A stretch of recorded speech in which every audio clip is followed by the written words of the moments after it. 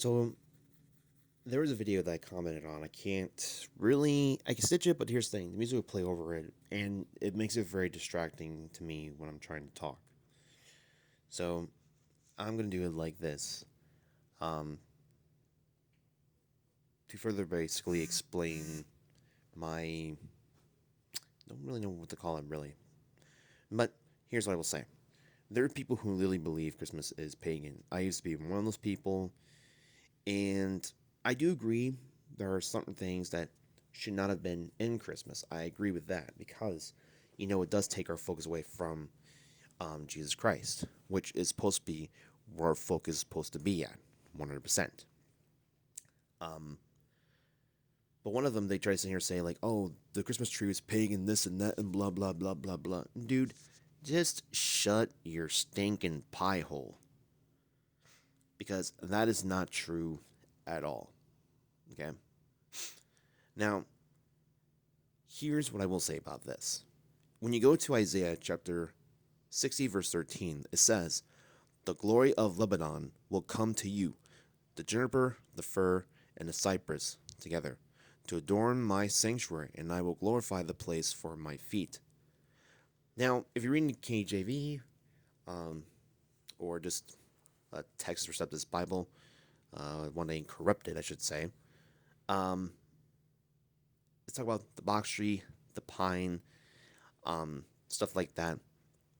But literally, it's saying that the Lord will use the tree to glorify the place of his sanctuary. It literally says that.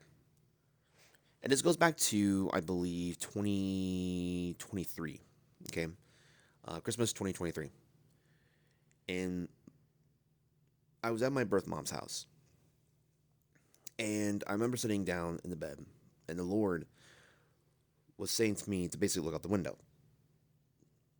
Now, from where I was sleeping, there was a window that was behind me. And I was told to look out the window. I go like, okay, I don't know why. And I was just told to just look out the window. And I was asked, what do you see? I said, I see some trees. My birth mom was not living in a forest or anything, okay? But there were a couple trees there and whatnot.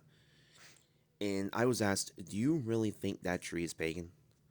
I said, well, it's a plant. It's not pagan at all. It's just a plant. And I was basically told, okay, then what does that tell you? And I had to sit down for a moment to truly reflect on that very thing the Lord told me. And I'm like, huh. Okay, fair point, fair point. I also found this one. I found this one to be very interesting. This is Isaiah chapter 41, verse 19. And it says, "I will put in the desert the cedar and the acacia, the myrtle and the olive. I will set junipers in the wasteland, the fir and the cypress together." So the question we really have to ask ourselves is the Christmas tree truly honestly pagan? We really have to ask ourselves that question, because here's the thing: a tree is a plant. That's really all that it is. Now, when we go to Jeremiah chapter 10, 1 through 5, okay, in Torah observers and Black Hebrew Israelites, I have to say it like that because that's what they call themselves. I don't call them that.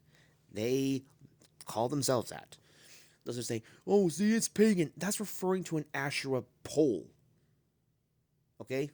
Which, according to modern standards today, would be called a totem pole. Interesting, isn't it?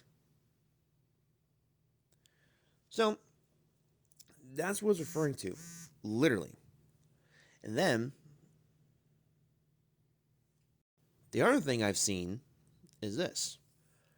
There's a picture I have seen, which is the most stupidest thing I ever heard. And they have a picture trying to demonstrate it, or whatever.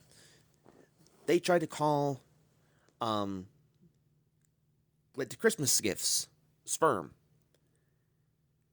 And the top of the tree, the testicles. And the bigger part of it, the penis. I'm like, are you really this ignorant?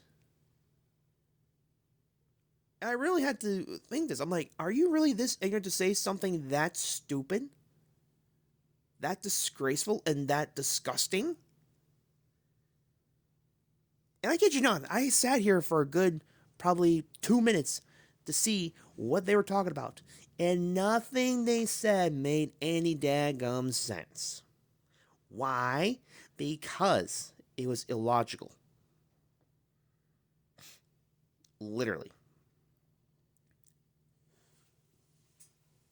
So here's what I'm getting out of it when people do this. They are sitting here saying that, hey, I reject love. I reject giving. I'm going to be stingy and do whatever the heck I want because I loathe love.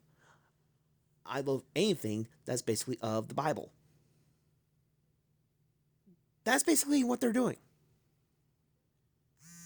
Literally, that's literally what they are doing. Okay? Christmas is really a time to give. It's better to give than to get. Okay? That's number one. Number two, even if Jesus was not born on December 25th, so what? It reminds us of the gift that we have from God. And what is that? The gift of salvation. The gift of eternal life. Shouldn't that be more than enough of a reason to be joyful? Or is that not enough for people? Think about it. God bless.